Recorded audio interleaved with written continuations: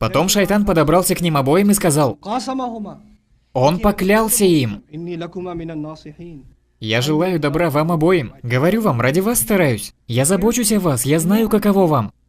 Я желаю вам добра. Он может быть очень убедителен. Он будет клясться вам. Вам покажется, будто это ваши собственные чувства. А это работа шайтана.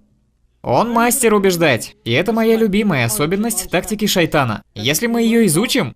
Уф. Какие слова? Субханаллах, какие удивительные слова. В арабском это означает опускать ведро от слова «значит ведро». Когда вы опускаете ведро,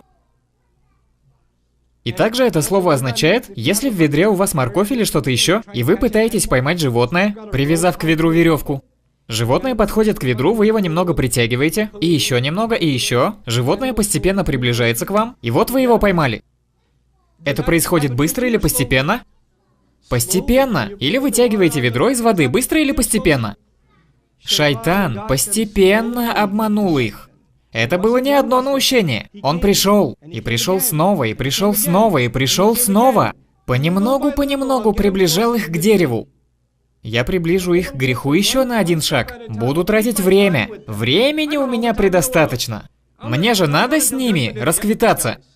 Так что я потерплю. Так что мой юный брат шайтан не единожды подойдет к тебе в универе и скажет: эй, посмотри на нее. Да ладно, посмотри разок, никто же не видит, не экзамен.